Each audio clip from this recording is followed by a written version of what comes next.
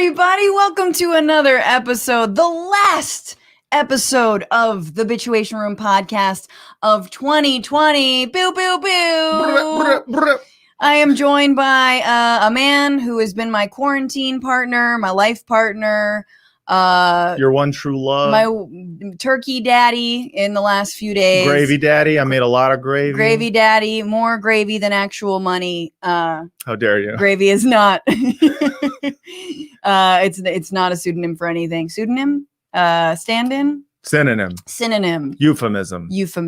Gravy is gravy. Gravy is gravy in this case. It's Matt Lieb. You've seen him on Good Mythical Morning, Newsbrook, and the podcast Pod Yourself a Gun, which is a Sopranos podcast that if you're not listening to, you are fucking up. Yeah. I'm your host, Francesca Fiorentini. What's going on, you guys? Thank you so much for being here once again.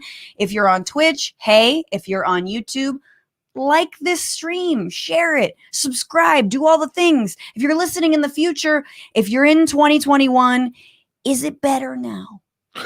Is it better? Just like, drop me a line, bro. Drop me a line from the future.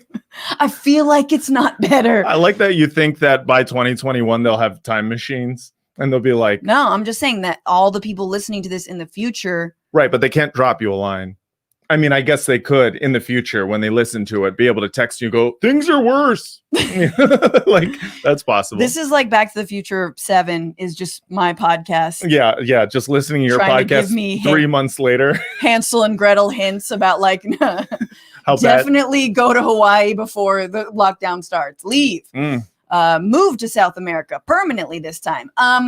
What is going on, everybody? Let's see. I hope everyone had a good holiday. Also, it's Kwanzaa right now. Happy Kwanzaa if you celebrate. I want to say that if you don't know, Kwanzaa is an alternative to Christmas that was invented in 1966 by a Pan-Africanist and Black Power movement leader named Maulana Karenga after the Watts riot of 1965. So that's pretty fucking dope. Yeah. I can't celebrate it. Neither can Matt, obviously. Are we not allowed to celebrate it? I don't think so. Well, that's not fair.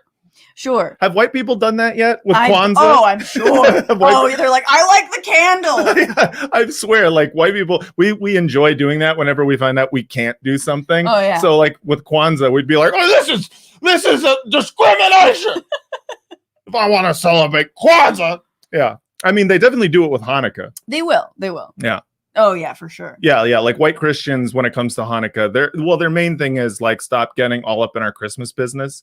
And we're like, no, that's the point of Hanukkah, is to get up in your business, is to make the holidays as insufferable as possible for Christians. That's what I live for. I've never felt the oppression of Hanukkah ever. Oh, yeah. Well, I felt the oppression of like way too many Christmas carols and just like every song you've heard me sing. My Christmas song goes, Merry Christmas,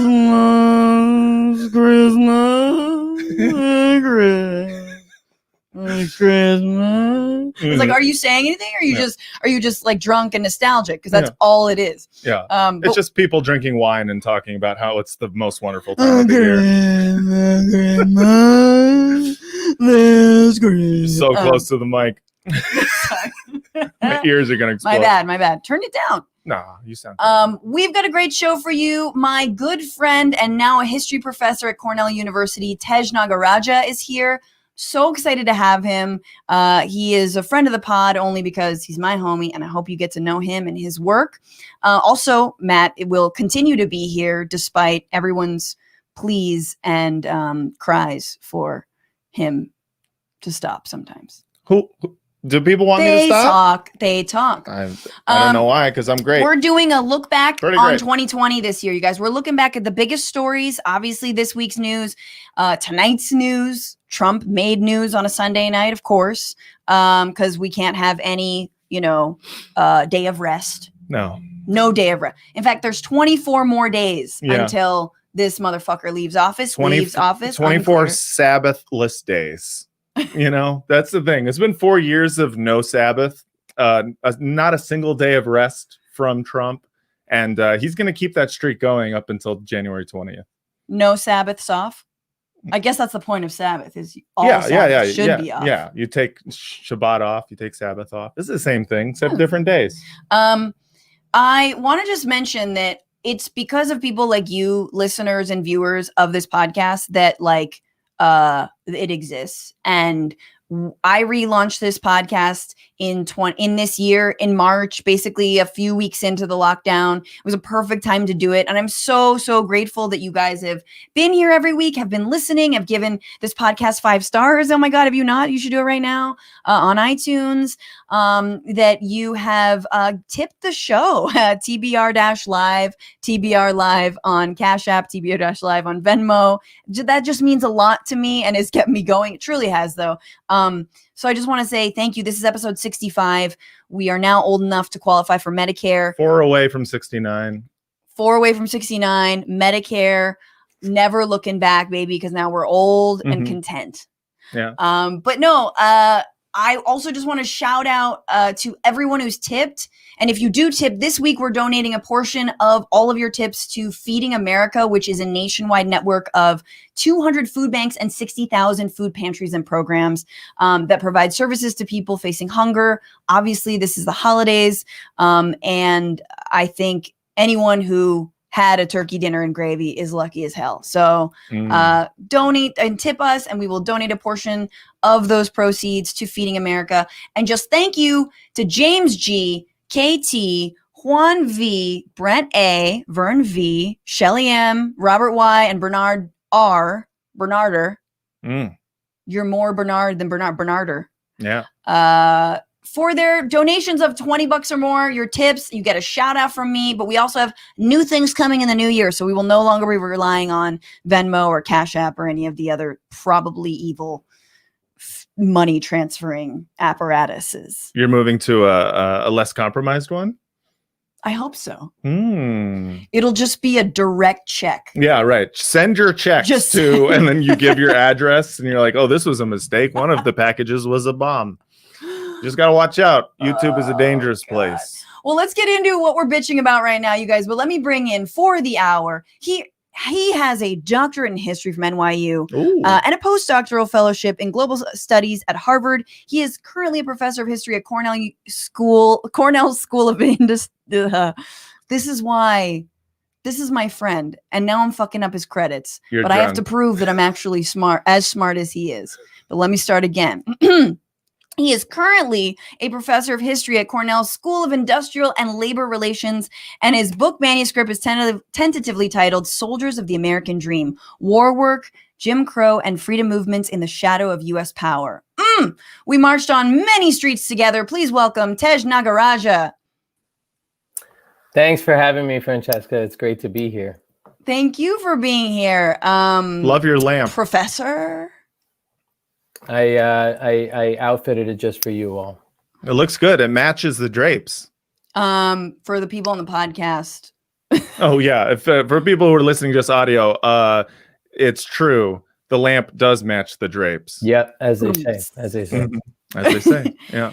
Tej, thank you so much for being here. Tej and I go way back, NYU anti-war organizing days. 9/11 happened in our first year of school, pretty much. Oh, that's right. Welcome to adulthood. Yep. Here's a couple wars for you.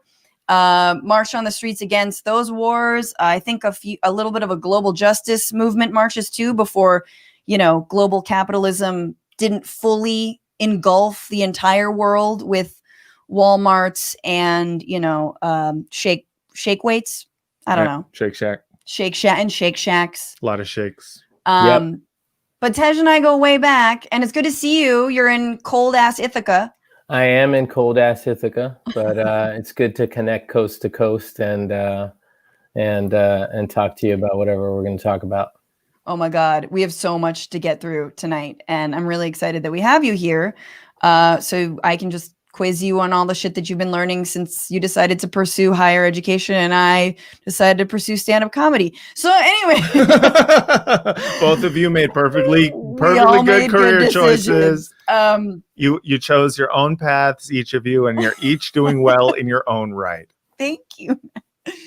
So I wanted to start off with what you're bitching about. Just a real quick, everyone in the comments, what are you bitchuating on tonight? It's the last Bitchuation room of the year. We're going to get into talking about the stimulus. We're going to talk about COVID. We're going to talk about the Black Lives Matter movement and the incessant killing of unarmed Black Americans. But other than all of those pockets of awful, what are you bitching about now? Matt, what are you bitching about? I'm bitching about the recent discourse around Wonder Woman 1984. And just a very specific portion of the discourse, which has been exciting to me. It's that the most niche discourse. Which is the intersection between Wonder Woman and anti-Semitism. Apparently, there's this thing, you see, it's called the new anti-Semitism that has been talked about by the right wing a lot. And it's about how criticism of Israel is actually anti-Semitism, right? Which that feels like an old one, but I guess it's new. At this point, it's old, but they still keep calling it the new I mean, it's newer than in the history of anti-Semitism. A lot of it. Exactly. There's okay. like thousands of years of the old anti-Semitism, and then about 70 years of the new. Anyways, so that's a crock of shit. But now the new anti-Semitism includes thinking that Gal Gadot is bad at acting because she is terrible. She is not a good actress. And you know what? That's okay. There's been a lot of people who are not good at acting who have had fine careers. I do not think so. like her moment, it's like all the music swells and she is like, I would not do that. Yeah. She's very much like every line could just be easily replaced with 2 more Xanax, please. Like she's just she's like a Tommy Wiseau type character, you know, from The Room, which is the worst movie ever made. She just has no skill. She's not good at acting, and that's fine. But yet now everyone is coming out against this movie because like we all were kind of excited about it because the first Wonder Woman was pretty good. Like she wasn't. I saw it on a plane. Yeah, I saw it on a plane too. I think we saw it next to each other, and it was like. It was fine. It was whatever. This movie is incomprehensible garbage, and it's just not good. And she is particularly bad in it. And already the kind of like the right-wing Jewish Twitter people are, they're ready with their hitting Gal Gadot is anti-Semitism takes. And I just feel like, you know, in a year of maybe some of the worst online discourse I have ever seen, this discourse is top 5 at least. It's top 5. That's a good one. That's a good one to bitchuate on. In the middle of, I didn't watch the whole thing, but in the middle of it, I started singing "Imagine There's No Gaza," which might be considered anti-Semitic if I say that. No, I don't think so. She's sung "Imagine" and she fought in the IDF. Yeah, that's fair's fair. Fair's fair. Yeah, that's a good one, Matt. What about you, Tej? What are you bitchuating about? Well, I'm still trying to process this news about this country music mural where they've removed Taylor Swift kind of stealthily and put in Brad Paisley. And did they just paint over her face? Did they topple it like other statues of the year? No, it's a mural. So they've just painted Brad Paisley, and Brad Paisley is legit. You know, I think I Want to Check You for Ticks was a good song, and oh my god, the Accidental Racist duet he did with LL Cool J I think was a bit of a misfire, but we can let that one go. But I think it is a culture war, sort of, you know, because Taylor Swift proved herself in country, but then of course went beyond both in terms of success, but also she's seen as kind of a little was and a little transgressive. So I think the sort of country corporate establishment might be clamping down. She started becoming more political recently, like speaking out about, I think in the 2018 midterm, she was like, absolutely, we need to get out the vote. And she also was pulling the weight in Tennessee, you know, where there was a key race. So I think, you know, we have to look into the details of this mural erasure, but I think it is a big fight, and she's been key this year with her 2 quarantine albums. So I think we should all put our energies and sort of work with the broad coalition of Swifties on this one. I know where my $600 check is going. Straight into Swifty's pocket. Straight. I'm buying paint. I'm painting it over. You're gonna repaint the mural. Yes, it'll be like the Jesus, you know, the repainting of Jesus interpretation. When, Just like yeah. Oh yeah, when they turned him into like monkey Jesus, and we were just like, oh no, that's not it at all. Tej, it's interesting hearing you say that because in the last maybe 2 weeks, Francesca has been on a Taylor Swift tear where she has just been. I'm Tay curious, dude. I'm Tay curious. You are Tay curious, and I was wondering, like, where's this coming from? Like, what? Like, of all the people, like, you have your occasional like pop loves, like you love Beyonce, you love Cardi B, and like that's, you know, I understand that, but Taylor Swift came completely out of left field, and now I understand where it came from. It came from you, Tej. You've been filling her mind with this Tay propaganda, and now she cannot stop playing. She can't stop playing Taylor Swift. She's been Tay-pilled. Once you're Tay-pilled, it's a pretty nefarious thing, and it's a gateway. And so we do what we can to make it happen. Am I going to be listening to who's next? Do I start to listen to Brad Paisley or is it Kelly Clarkson? Or look, I think there's nothing wrong with Kelly Clarkson. No, I don't think so either. Except I don't really love the music, but yeah, that's a big. She has home furnishings on Wayfair, and cool, dude. That's sick. Does she? I think that's cool. I didn't know that. But I will say that Taylor Swift's last album is actually kind of soothing, and I don't apologize for liking it because everything in this year has been trash. So if me kind of getting on board with a pop star who was definitely grown in some kind of lab, and for sure, and her songwriting, maybe she writes, maybe don't jump on me, Tej, but I feel like she doesn't write all of her songs. She co-writes all of her songs. Okay, exactly. Yeah, but we never know what that means, though, she's right? Like, I wanted to sing about a cardigan, and they're like, cool, and then it's a co-write. All right, I'm not gonna. She might actually write her song. She's a guitar player, you know, and she comes. And to be honest, like the music is not. It's good music. Don't get me wrong. To me, melodies and whatnot are really, really good. It's not complicated music. So, right. So, but that's not, songwriting doesn't have to be complicated. No, it doesn't. So that's why it's believable that she would write it. Although some of the melodies are too good, and they do have that, like, it's possible. There's always a Swede. You know what I mean? There's always a Swede in there. In pop music, the Evermore album she wrote with 2 other people, and if you watch the Evermore film on the other network, let's say, you know, she dialogues with them. So it is absolutely a brand. There's no question, but I think it's a well managed brand, and it's a good. It has its merits. Sometimes we need a good brand. We're moving on because we got a lot to get to. I am bitching about something very simple, which is in this entire time of COVID, all I wanted was a government issued N95 mask. Just give me the N95. We know we need one. And instead, this administration gave a bunch of millions of dollars to some dude to fly a prop plane to try and get N95s from China. And then he failed. There's been all kinds of N95 capers, failed capers, and the one thing we haven't had is just a mask. If we're supposed to wear a mask, which I think we should, it's been on all of us to be like, okay, I guess I'll buy one for $12 to $20 on Etsy or wherever they're not necessarily cheap, and especially not an N95. So, but I did get one from Covered California, which, if you guys aren't in California, is basically the Obamacare of California, which BT dubs haven't been to the doctor all year. I am paying through the nose for healthcare every month. Now haven't been to the doctor, never got a refund, no money. My dental coverage was like, oh, we'll discount you a month. I was like, thanks, bro.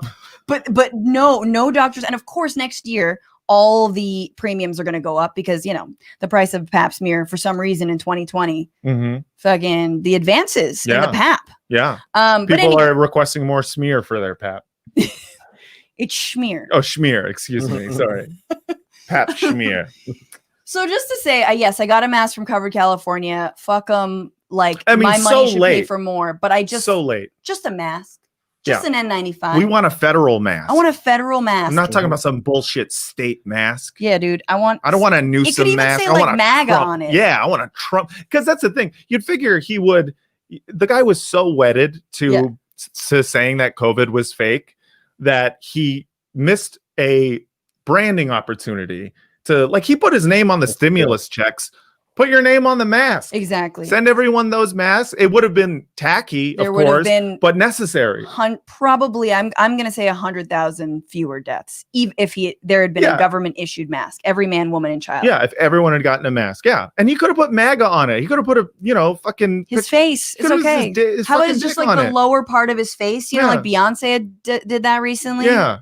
Yes, I do like Beyonce. Okay, reading some of your comments. Todd Roy. Hey, Todd, what's up? Bitching about Trump golfing while people are dying and hungry. Absolutely. Today he went golfing again. Yeah. Hal Wasserman on YouTube. I'm bitching about DoorDash food always arriving cold. You know, it comes with the territory. Just don't get ramen off of it. Yeah. You never get cold ramen stuff. off Get of sushi. DoorDash. Yeah, get sushi. Get ice cream. Wait, exactly. Yeah. But always give 5 stars, just like you give 5 stars to this podcast. Because you know, other than that, you are turning your back on the working class. So that's right.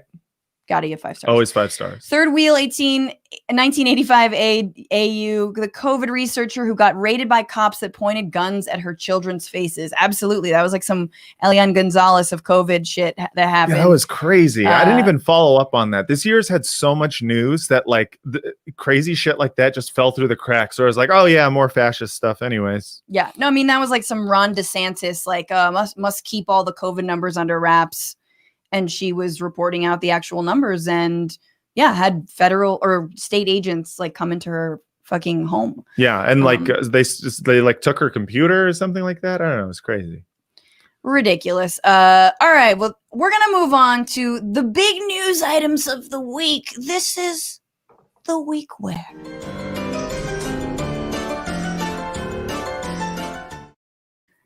Okay. Fuck Christmas. All right.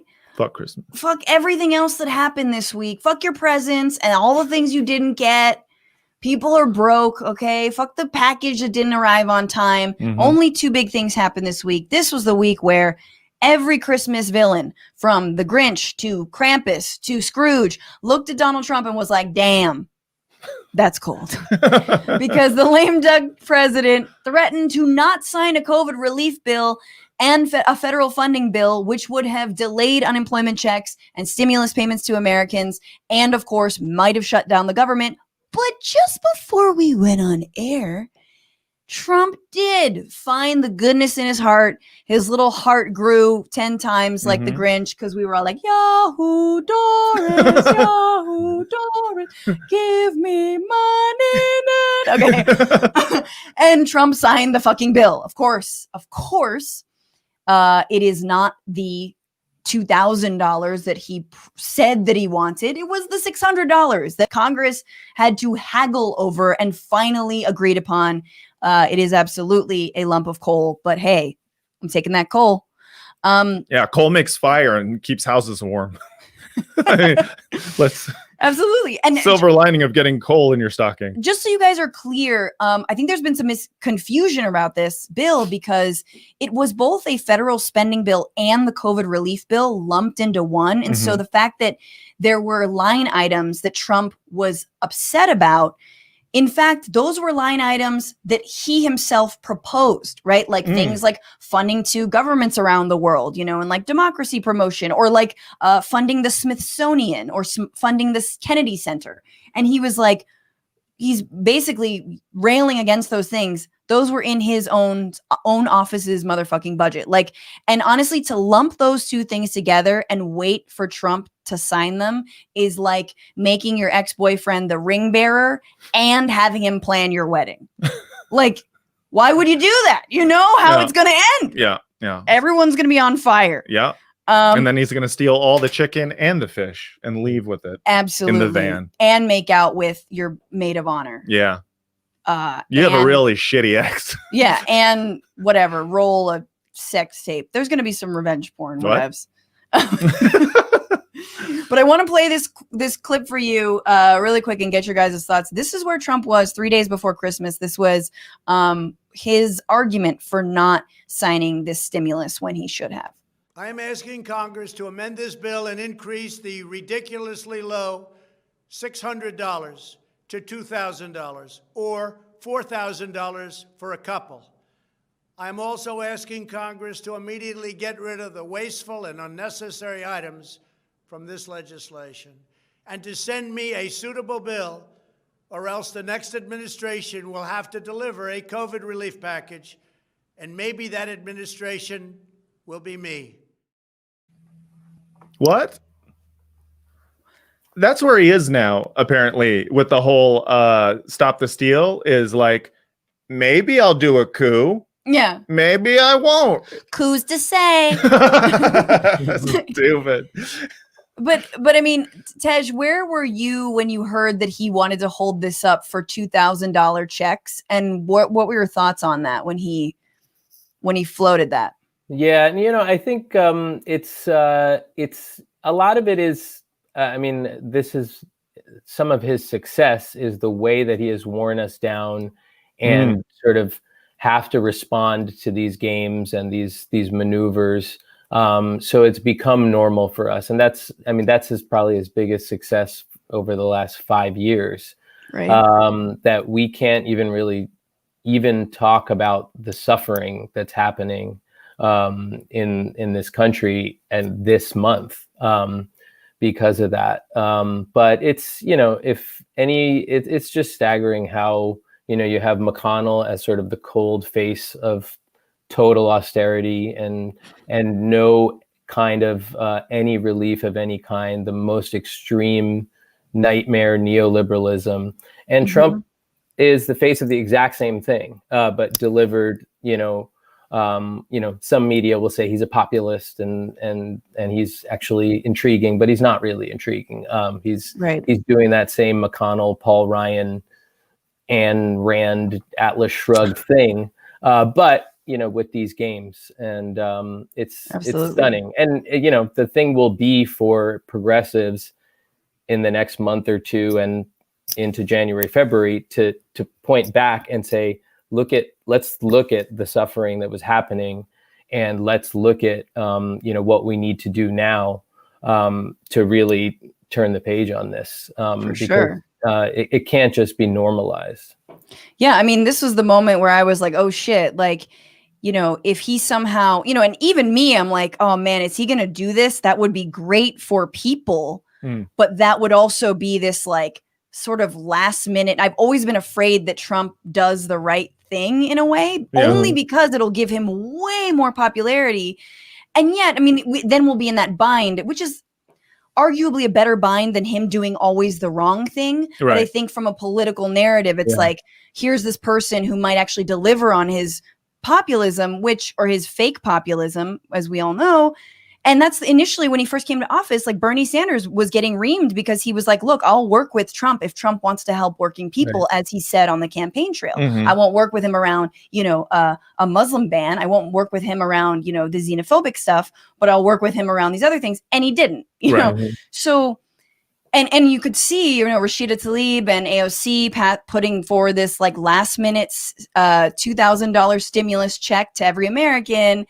And of course, like clockwork, House Republicans voted it down. Yeah. They are the Joe Pesci and Daniel Stern of this Christmas. They're the wet bandits. They're the sticky bandits. Oh, yeah, that's right. That's right. That's I forgot Home Alone too. They updated. Yeah, it's interesting because it almost seems like what Trump did was this really brilliant tactic. Trying to get $2,000, what he did was is he forced the vote, and then the vote went exactly as we knew it would, which was the Republicans shot it down. Yeah. And then he signed the bill anyway. So it's almost like that tactic does nothing.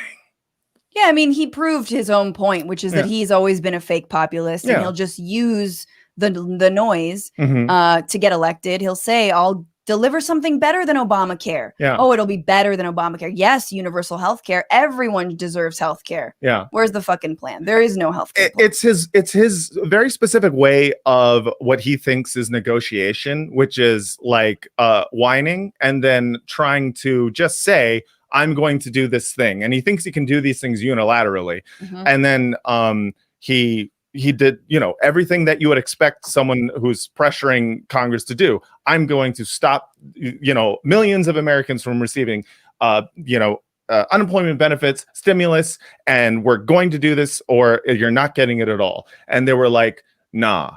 And he was like, fine. Yeah. And I guess to me, it's so interesting because these are all Trump loyalists, supposedly, right? On paper, in theory, they're all supposed to be loyalists. They do whatever he says. Mm-hmm. But then as soon as he wants them to do this $2,000, then they're like, oh, no, we're not there with you. Yeah. So it's bizarre to me. It's a bait and switch. And it's also like a kind of completely revealing that, yeah, he is all talk and he is not able. He is being used by his party just as much as his party is using him. And he delivered them the presidency. And I'm curious to see where all this is going to go. I'm not saying his political career is done, but I think it is very revealing what just happened, that when push came to shove, that loyalism did nothing to push through his bullshit, working man, hero type, whatever, his narrative that he wants to like be respected for. Anyway, and so here we are, $600 a pop. Cool. And sick, bro. Hell yeah. I'm gonna use that to pay a third of my rent. Very exciting. It's and yay, I'm glad that like the government has been funded. Can we just sign a bit? Can we just do that for the next 3 years? Yeah. Is that how it works? Can it not work like that?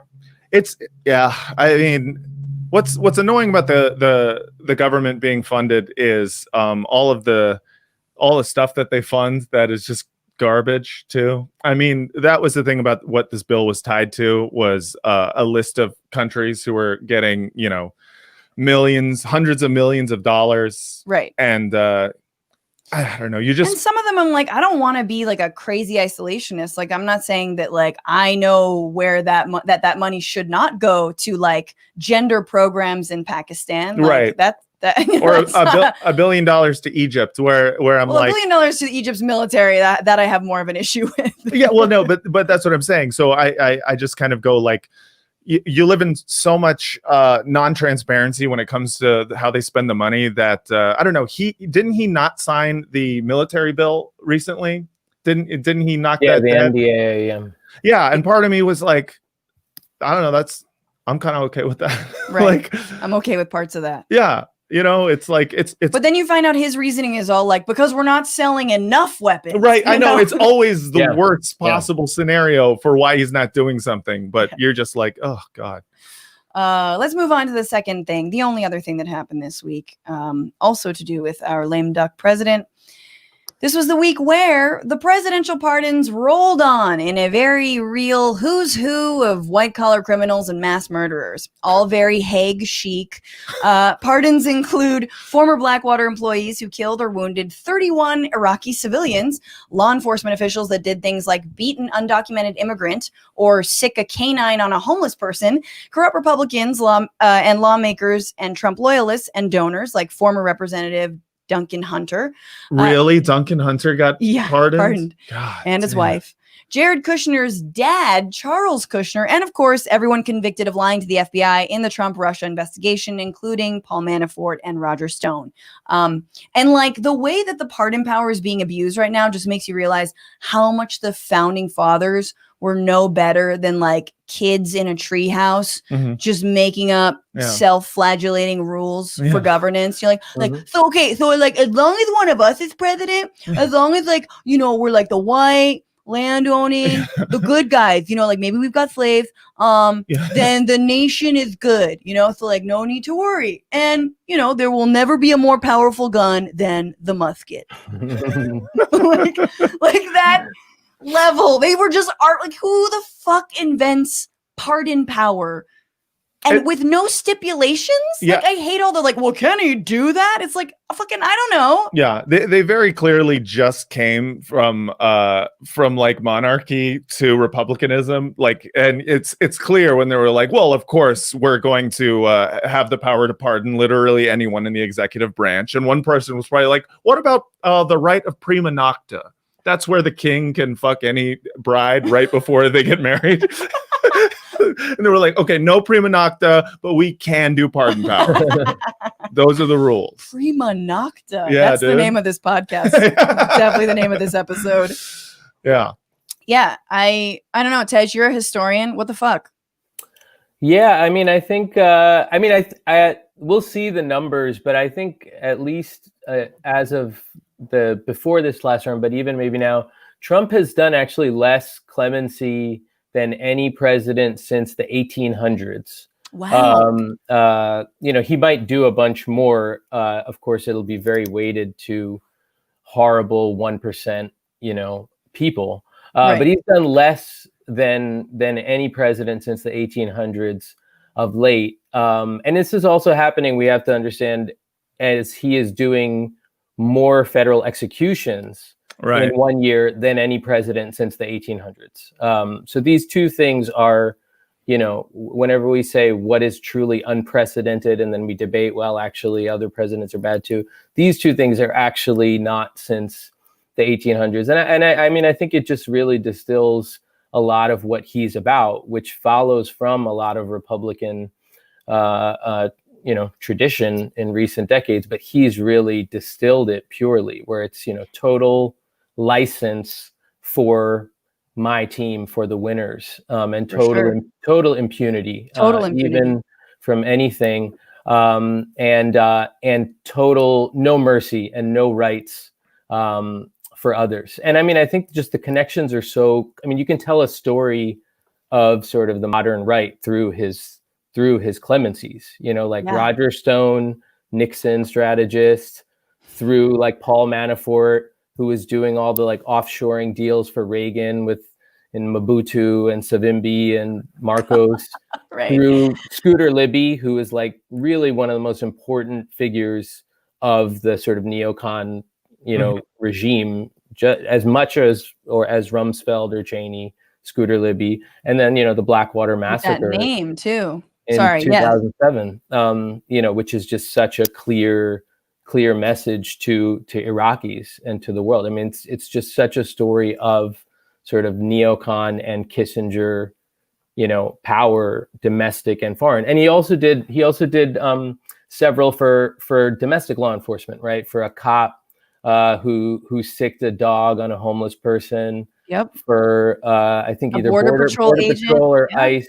Who assaulted an undocumented person. So I think just that clear message, and it's something we really have to say with that and the executions that he's carrying out. It's not just symbolic or just like, oh, that's bad too. I mean, this has very real significance and very real impact for sort of the culture and future policy. It's I mean, all these people are out anyway. Do you know what I mean? Like, they're not serving time. Was Charles Kushner, was he out? He served 2 years, I believe, or was facing 2 years. I can't remember how much he served.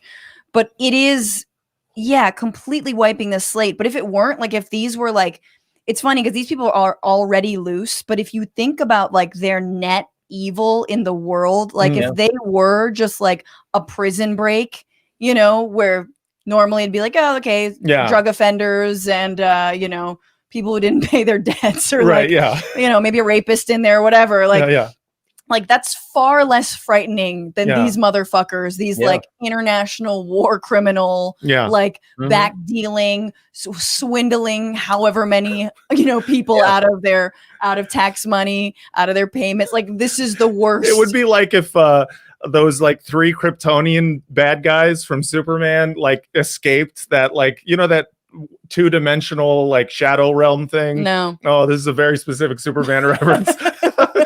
Which one was that? I think it was part 2. It was the one where like there's like 3 guys. They're all from Krypton. They all wear black. One of them's Russian for no reason, and they're in this like square, but they escape, and then they're fighting Superman. I feel like I'm being very crystal clear on what this is. Basically, it's a supervillain prison break. Fiddlin' Nero on Twitch says Phantom Zone. Remember, they get out of the Phantom Zone. This is like all of those fools escaped out of the Phantom Zone. We would all be like, oh shit, call the National Guard. But because he's doing it piecemeal and he's doing it with people who are already out, we're like, oh, that's just white collar criminals lame, or dude. people who never ever see any. Because these are, so it's interesting because you're saying there's like a historic low clemency granting or pardoning, which isn't the same thing, but from this president, it's just that the people he is actually pardoning are the worst. Yeah. And usually, and he's executing people who under other presidencies, yes, there were exceptions. Clinton like pardoned his, like brother-in-law or some shit for cocaine. But like usually it's those folks who are on death row or like those folks who are in prison who might get clemency or who are out but they want their record absolved because they were innocent. Mm-hmm. He's putting those people to death at this point absolutely. at an unprecedented rate. Absolutely. And I mean him and William Barr, who was a Iran Contra Reagan official. I mean, it's a very clear message to the 1% neocon operatives, and it's a clear message to the 2 million people that are locked up in this country who, other presidents would do a token, let's let out some people, nonviolent drug offenses. Let's do, a couple dozen of those. And, we will see if he does. And, I certainly sympathize with any individuals that might benefit, but it doesn't look like it so far. So it's just a very, very clear message of that. I mean, this is a mass incarceration, on steroids vision to pardon these people and give clemency to these people. For sure. Well, we have to move on to look back at this heinous year. But first, I want to read some comments. Kimberly McNaught, thank you for 2 super chats and happy birthday, everybody. Happy birthday, Kimberly. Happy birthday. Happy birthday. It's your birthday. It's your birthday. It's a good time to have a birthday. Actually, maybe it's a bad time because not enough presents. Yeah, no, you got to share it with everyone's Jesus. kind of chill. Yeah. That sucks. But it's a good kind of downtime. Sarah Mack 97, since March, eligible Canadians have been getting $2,000 every 4-week period. Many have slipped through the cracks, but I can't imagine having gotten nothing since March. Oh, let me tell you right now, it's fucking sick.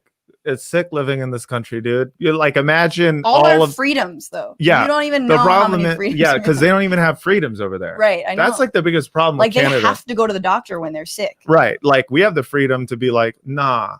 I can walk this. Bleed out. I can walk this broken leg off. Pick myself up by my bootstraps. And Third Wheel 1985 AU says we need to step into 2021 carefully. Do not touch anything.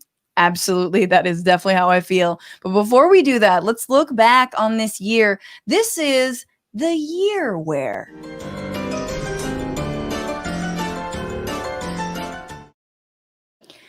It's good music. I'm sorry. It's great music. And we're going to look back. And when I initially thought about this, I realized that 2020 has just been a year of lessons. Like, it feels like America had, like, first of all, it's had many actual death experiences, but it's had like 10 near-death experiences.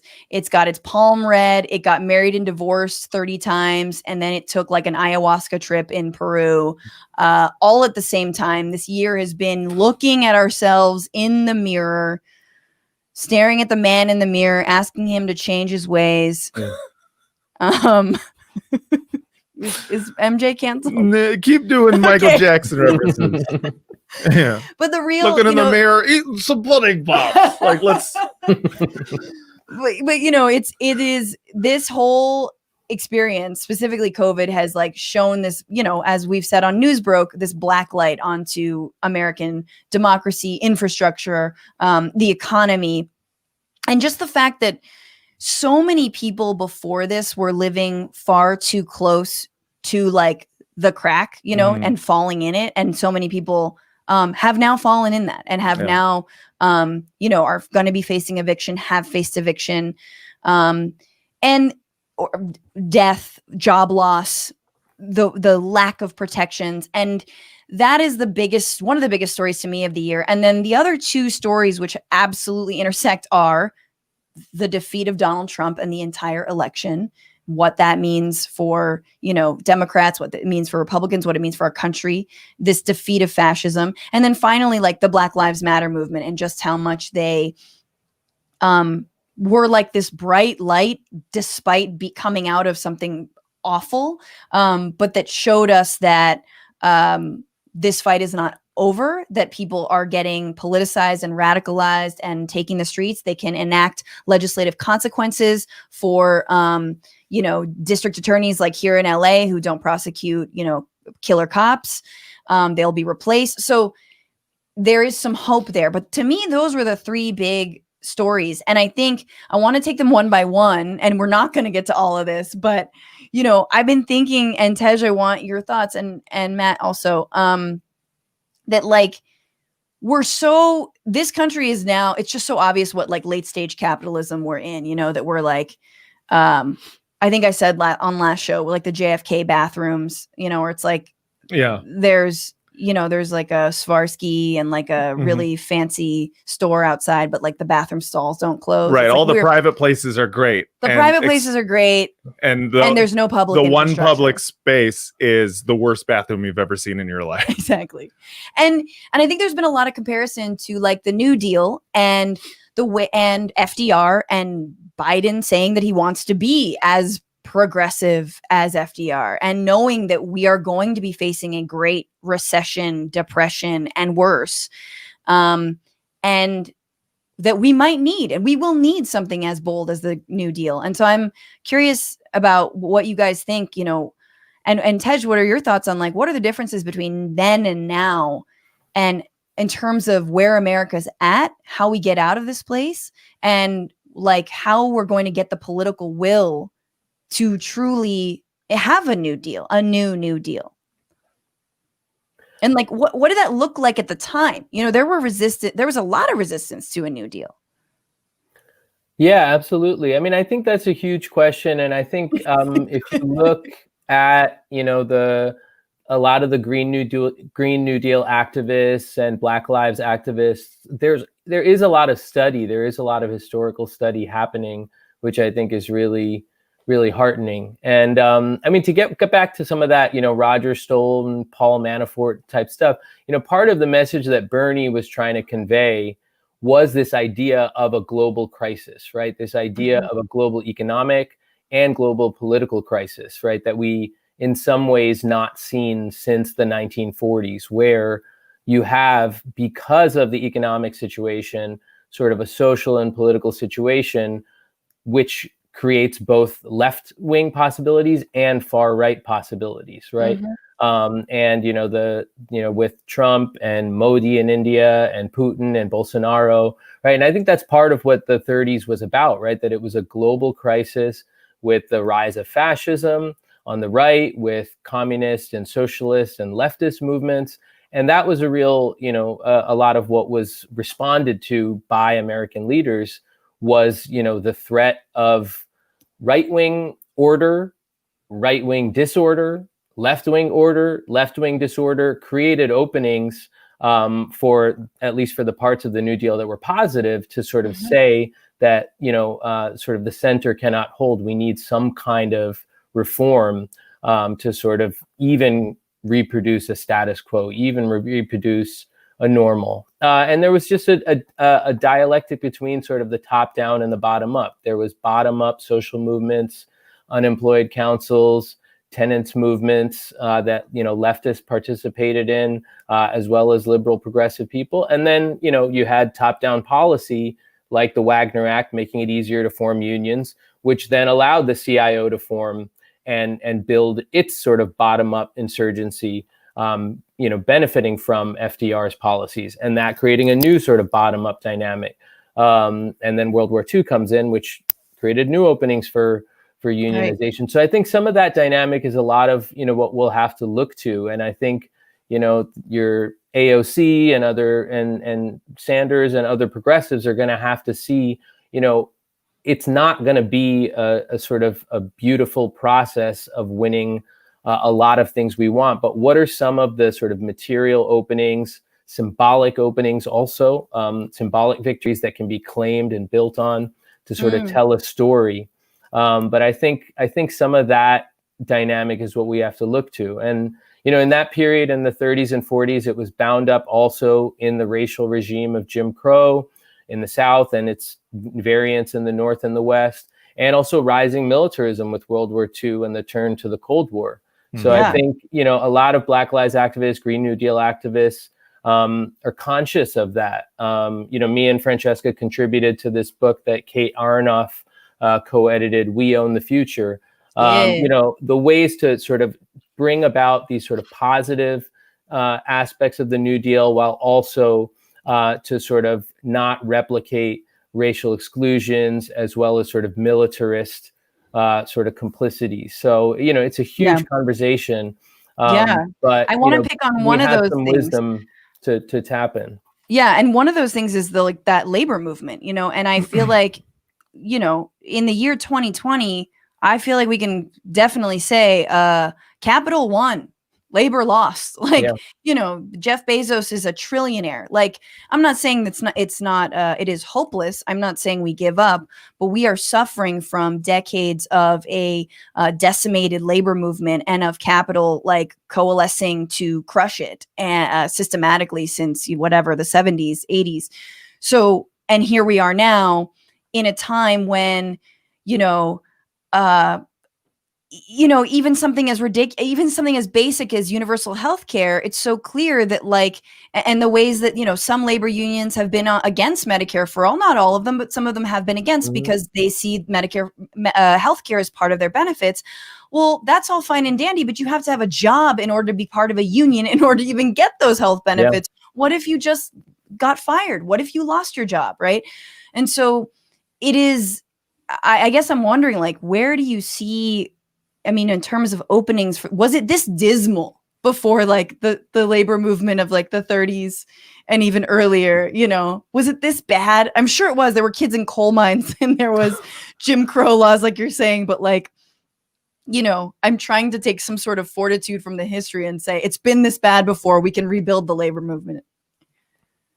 I think it's the answer is yes and no. I'll say the pessimistic stuff first. That was, that era was the era of sort of high industrialism and mass industrialism, where from the business side, there was an investment in creating stable long-term jobs. I'm not saying business wanted well-paying jobs, but there was sort of a basis to, like the Henry Fordist model, where you want to sell cars to working class people. So you do have to pay working class people enough that they can buy a car and buy another one 10 years later. And as I said, with World War II and, the sort of needs of that, there were top down sort of, openings that the sort of turn to neoliberalism since the 1970s, and this sort of turn away from sort of business leaders who might accept certain reforms towards a more just money laundering, predatory elite. That's sort of a tricky one. But on the flip side, absolutely, like I said, it's sort of a dynamic between sort of bottom up movements.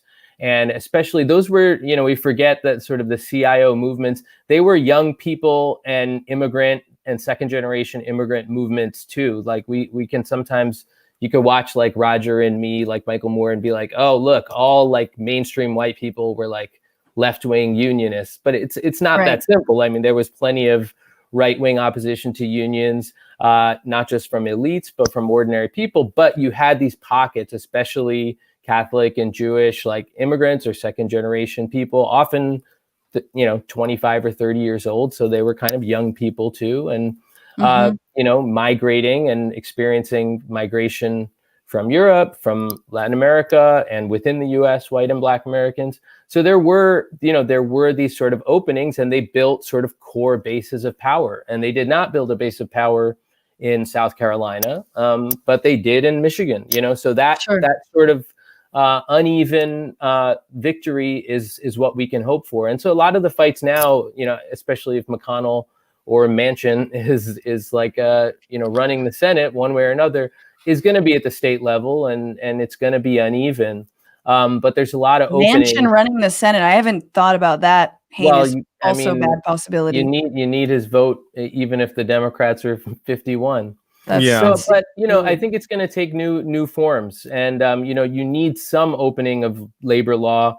And I don't know, some progressive people say that maybe Biden will do something slightly better on labor, if not other things. But you need some openings. But you also it's a different era, and we need a full spectrum of organizational forms. You can't just simply replicate what happened generations ago. But you've talked to people like Jane McAlevey and Bill Fletcher Jr.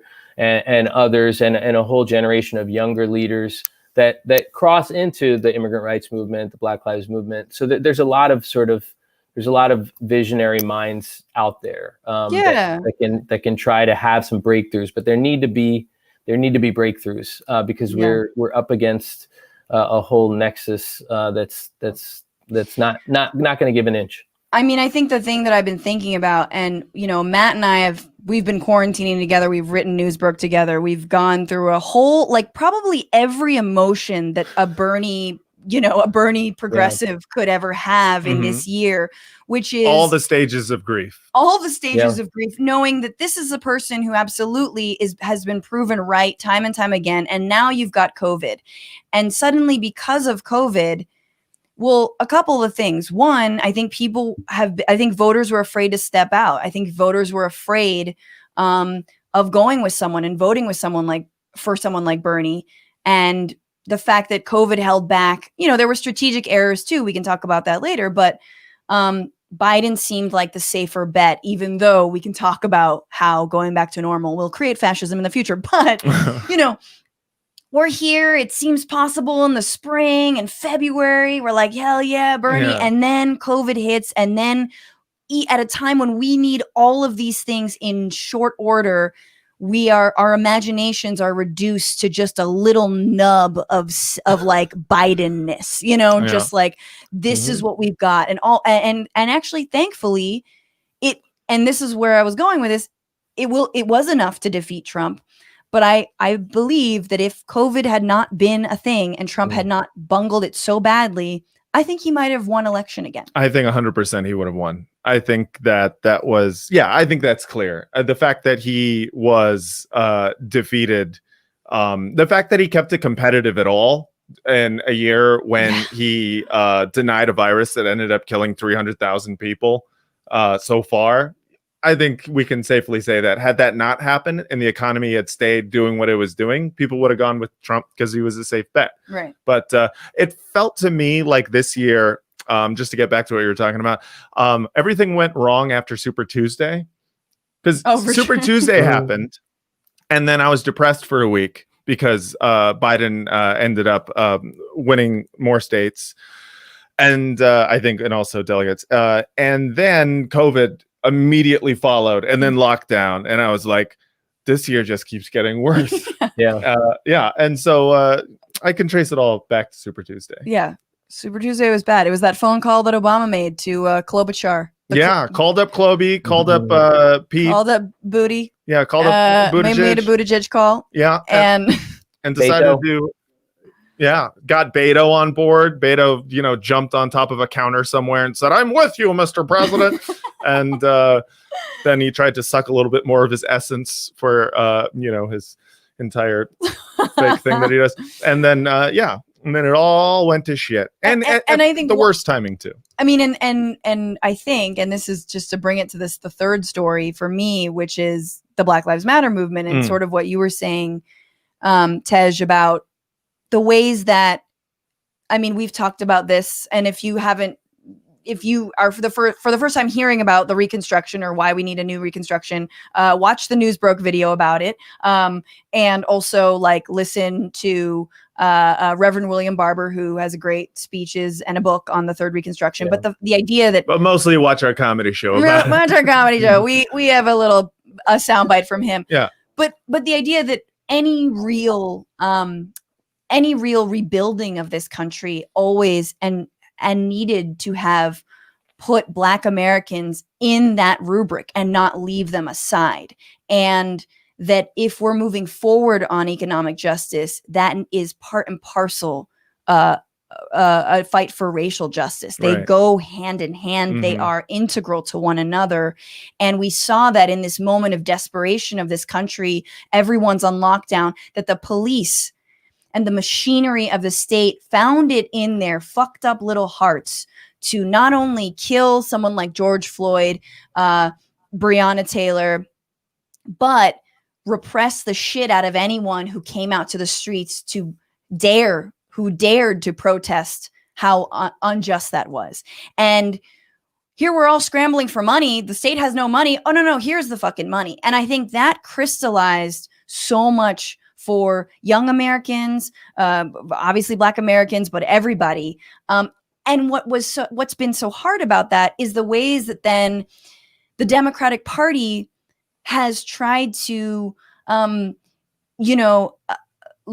contain that movement and also blame that movement by saying it was the defund the police, slogan that cost, seats in the House, that's why it was so close with Trump, that they played into Trump's rhetoric. They kicked up a lot of fucking rhetoric about the BLM movement, right? Completely demonizing it. So, yeah. And so it just feels like this was also the year where we were just like, enough. When will we have the generation that doesn't have to fight for civil rights for all Americans? When do we get there? Because every time it feels like a breaking point. 94, after the Rodney King beating and riot, now it's going to change. It doesn't. Then that goes back and back and back. And I started talking about Kwanzaa and the Watts riot, 65, and now I think the question is, looking forward to 2021, there's no real question. I'm just talking here, you guys, is will we work toward having a generation that doesn't have to fight for their rights to actually live normally and not be policed and not be gunned down in the streets,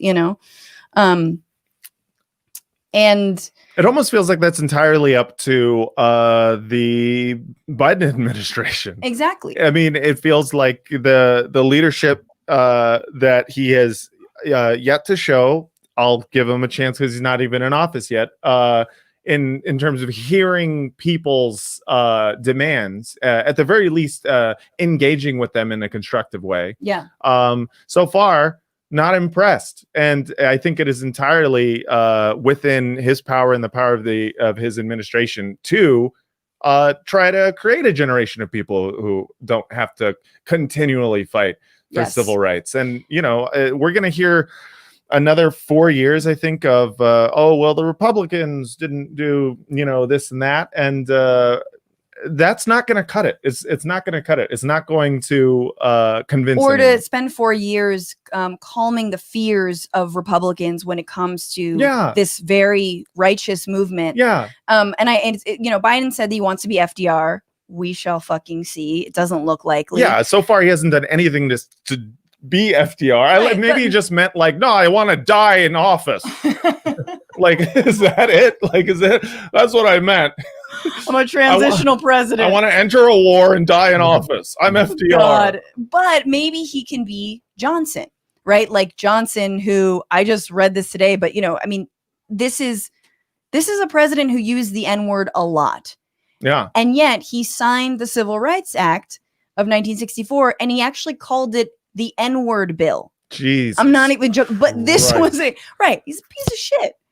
But this was a seminal piece of legislation that took the work of a lot of grassroots organizers, and actual, people in the streets fighting like hell for it. Yeah.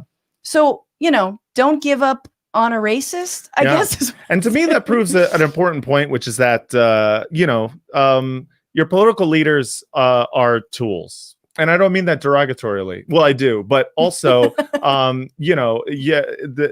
this is why anytime anyone shits on organizers or, calls them they're the organizer class or anything like that. I look at it and I go, no, these are people who are just understand that what politicians are. They understand that they are tools and that they can be utilized. And you may not like the politician because you're like, oh, they, stand against everything that I, you may have whatever kind of purity test you have on certain politicians. And there's plenty of reasons to hate Nancy Pelosi, but she is a tool and she can be utilized. If LBJ can be utilized to pass the Civil Rights Act and the Voting Rights Act, right, then Nancy Pelosi probably could be used. She just has to be pressured or, kicked out of office. Kneeling in her Manolos. Yeah. But Tej, I'm interested in how do you see from a historical perspective this civil rights movement now versus, in the 50s and 60s and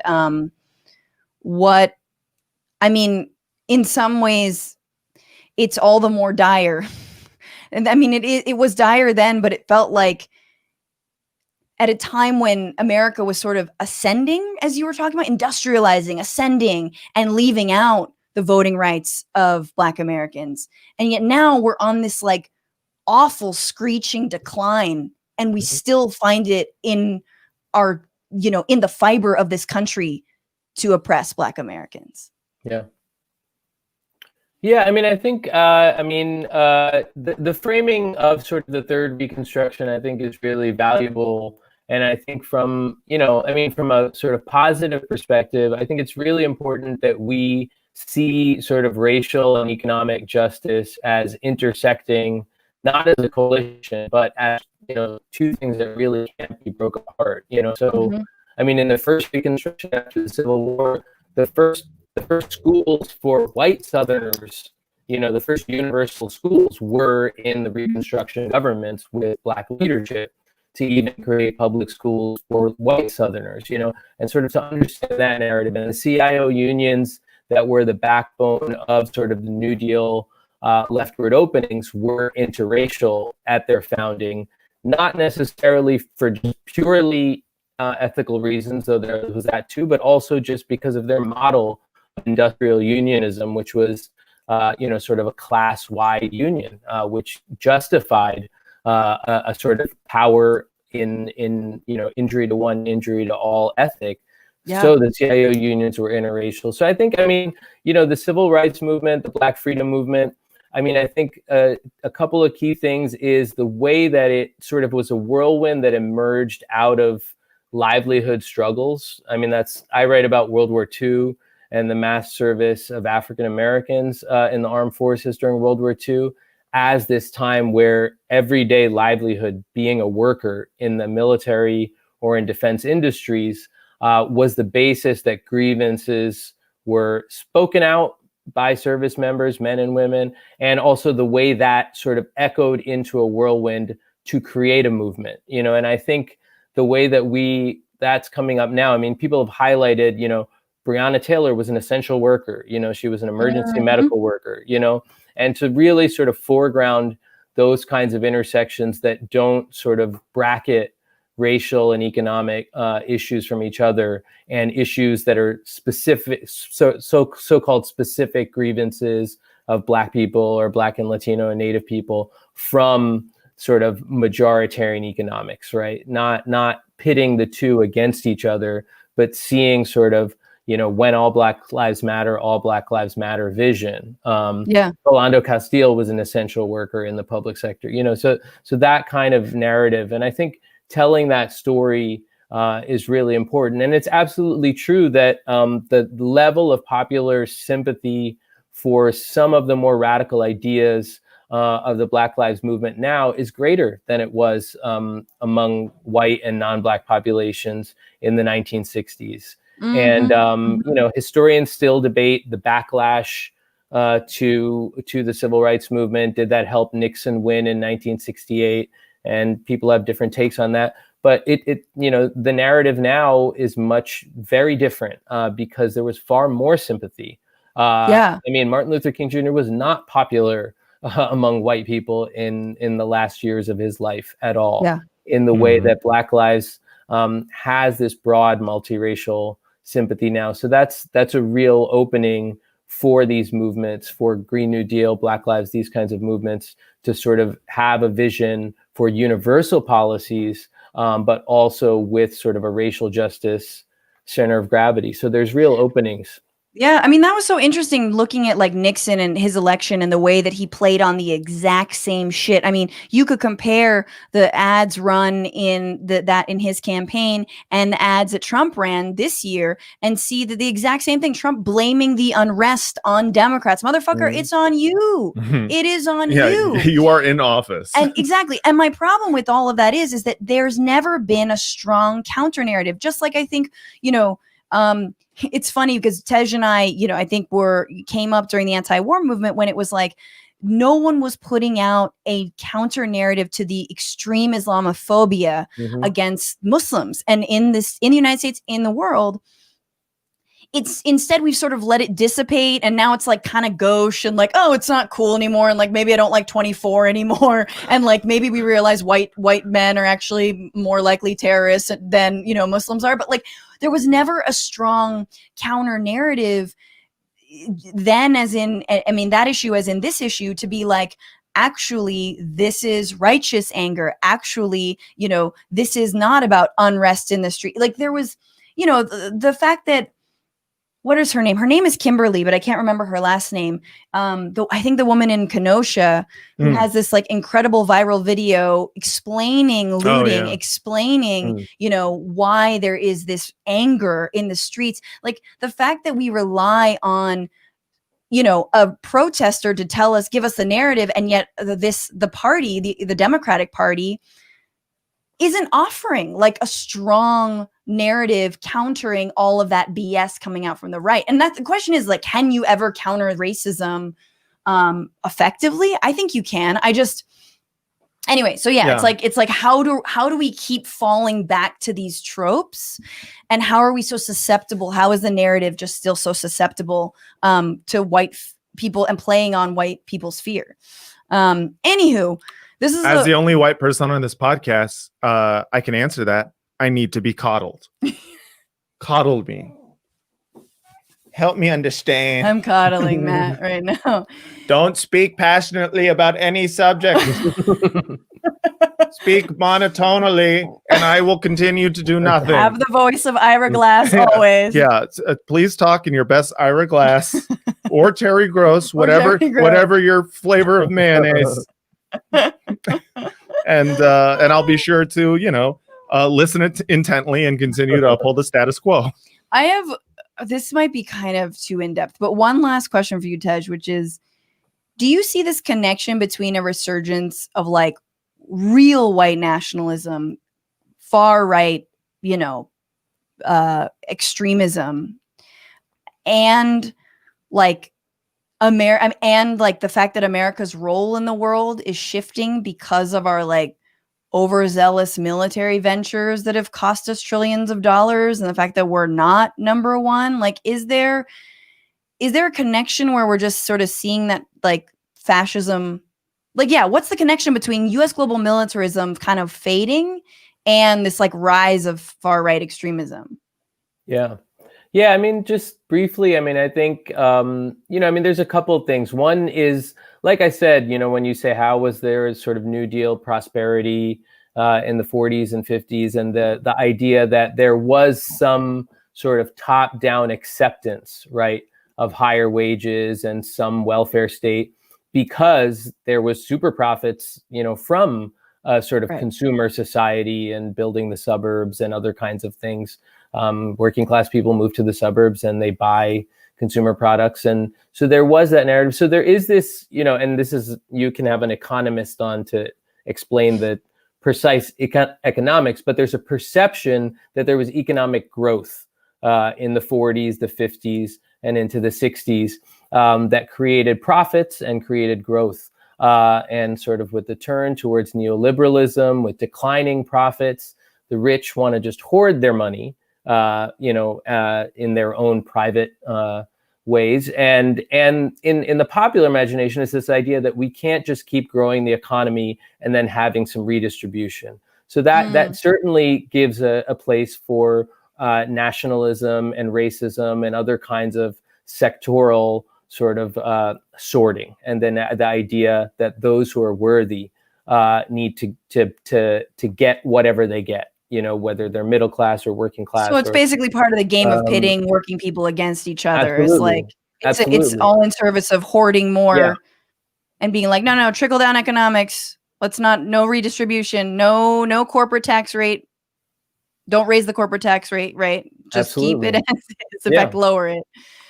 No, I mean, it's tale as old as time, I think. But and with we'll see it with also climate change, right? If there's all this narrative of when right-wing parties sort of acknowledge climate change, how will they then use eco-fascism and other kinds of ways of protecting those who are worthy and those who are on their side. But it was contested then, and it was debated then, and it's contested now, and it can be debated now.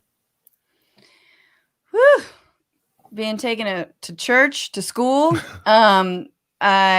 have to wrap up pretty soon, but this has been enlightening. There's a couple of comments that I wanted to read.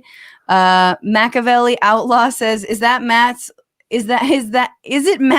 Matt that's laughing? I can read during Fran's AJ Plus shows." Yes, that is me. That's my big loud stupid laugh. Yep. Yeah, it's a good time, and it keeps me going. Really. It does. The audience of one. Yeah, it really is just me running camera and sound and then laughing. Cursing the whole time. Oh yeah, no. I hate every minute where I have to do like camera and sound. Yeah. I am not good at it. He's like, I'm a joke writer. I'm a joke writer, okay? I'm an artist. I'm a creative. Little Video Main on YouTube. Thank you for the $5 super chat asking, hi, do you think Nina Turner will win? Also, what's your guys' favorite treat? Love you. Love you. I don't know if Nina Turner will win. I fucking hope so. I really hope so. She is amazing. Ohio should be so lucky. And hell yeah, we need her in Congress. What's my favorite treat? Booze. That's true. This is true. I've been better at yoga this year, but I've also been better at drinking. Oh yeah. I've been very good at drinking. Yeah. So for me, it is a dirty martini is a great treat. Yeah. For me. I like Swedish fish.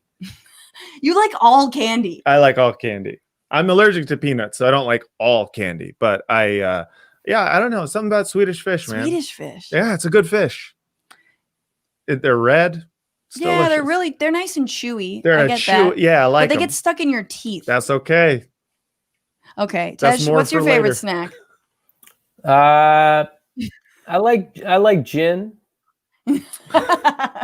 Going with the alcohol theme. Bunch of adults over here. All right, my answer has changed. I like heroin. Deal with it. Favorite treat. Come on. No, what do I like? Like that's sweet. Yeah, what's a sweet you like? I just had some strawberry rhubarb pie and I ate the whole pie. You did eat every the whole single pie. day. Every single morning I ate a slice of strawberry rhubarb and was pie in the morning. Delicious. Pie in the morning. Tej, pie in the morning. Nothing wrong with that. There's something about like that much sugar in the morning. I just can't. I can't abide it. I can't. Says the guy who eats Cinnamon Toast Crunch. At night. I eat it at night. That's the best time to eat all your fatty foods. Nighttime. Then you sleep. You let it digest. You're strong like a sumo wrestler. That's why sumo wrestlers are so healthy. I love sumo. Sumo wrestlers just eat like donburi, just like chicken and veggies over rice, and then goes to sleep immediately. Yeah, honestly, and I love that. I want to do that. It's an amazing life, and it is like every time they have like that phrase like "live fast, die young," they always show like James Dean. Show a sumo wrestler. Yeah. Those guys are celebrities. They fuck all the time, and they eat at night. You think they fuck? Oh, they fuck. Okay. All right. We have one more segment, you guys. We're running long, but that's okay. You're here. Thank you still for being here. It's the last of the year. It's the last episode of the whole effing year. Yeah. We're doing America's New Year's resolutions.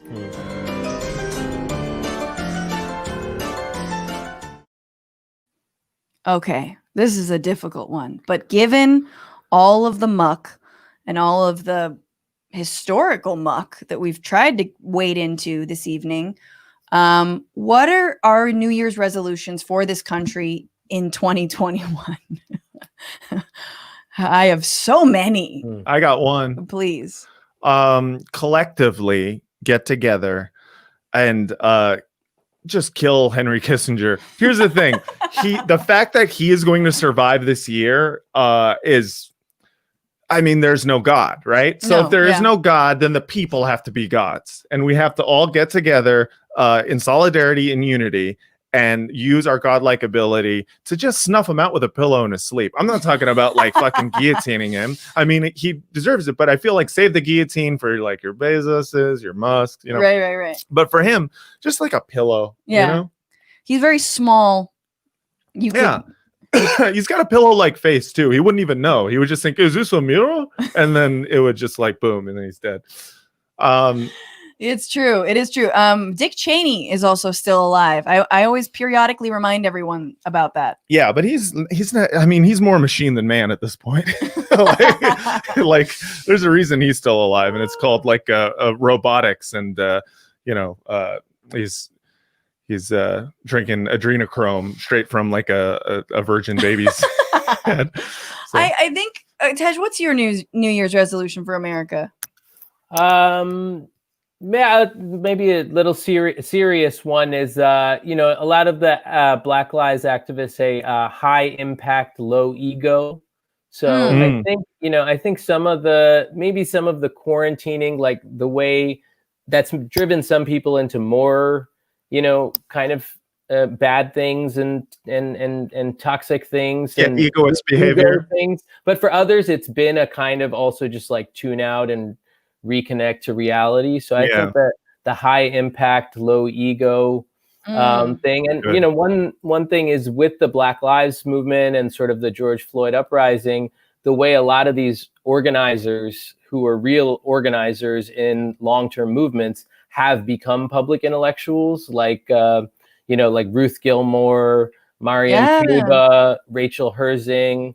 Like these people are writing books. People who've been doing organizing are writing books that are getting to a much bigger audience. So I think that's something that we can sort of all sort of implement in our lives. High impact, low ego. Kind of. I burped, and that's why she's doing this. Matt had a lot of high impact, and I had a salami. A low ego with that burp, dude. Just what is in your stomach? It's just trash. No, it was cheese. It's trash. Salami and hummus. God, that's so fucking gross. And a salt crunch. And a saltine cracker. And cinnamon toast crunch. I ate very weird. Okay. I think a New Year's resolution is so many things. But I want to see us do one big thing. Just one big thing. Kill and that one big thing could even be stopping the spread of the virus. It could even be that. I'm gonna set the bar that low. We should have done that before, but I know it's a hard virus to stamp out. But if it's not that, let's do one big thing. Is it stopping stopping fossil fuel subsidies? One big thing, right? Is it lowering the age of Medicare? I'm not going to say Medicare for all, lowering it to 60. Ugh. One big thing. It's a sad, small thing, but okay, fine. Something big. While we're wishing 55. 55. Come on. Like we're wishing here. Let's Right, exactly. But like at least deliver. I want to see one big step in the right direction. Yeah. And that is going to come from the streets. That's going to come from the halls of Congress. That's going to come from all of us. And that in addition to getting off Twitter. Also follow the Bitchuation Room on Twitter at Bitchuation Pod. And follow me at Franny Fio. And follow all of my wonderful guests. Professor Tej Nagaraja of Cornell University. Thank you so much for being here. Follow his work. Follow his writing. He's learning to not tweet in abbreviations. Because being a professor, he likes to somehow tweet in bibliography. So I make fun of him for doing that. Tej Nagaraja, follow him. Thank you so much for being here, Tej. Please be well. Stay safe and have a good beginning of your year and end of this year. And to all of you out there into the ether, I just want to send my undying love and affection. Please, if you have a little spare change, TBR-Live on Venmo, TBR Live on Cash App. Those donations help me help you. Help you. No, they are going in part, and they've gone in part this entire year to so many different organizations. And thank you for that. They've also gone to my producer, Becca Rufer, and who is amazing. Once again, thank you to her, and to Kelly, Carey, and Dorsey Shaw on the other side of YouTube, making sure that this content train keeps running. Thank you so much also for that super chat we just received. Gosh, that's so sweet of you. And until next year, you guys, be safe, fuck the patriarchy, fight the power, don't just bitch about it, be about it. And let's remember probably maybe the funniest moment of this year. So this record is in honor of George Floyd. And I really hope we can see more unity and more peace when already things are so difficult. So, shout out to his family. So even though we face the difficulties of today and tomorrow, I still have a dream. It is a dream deeply rooted in the American dream. I have a dream.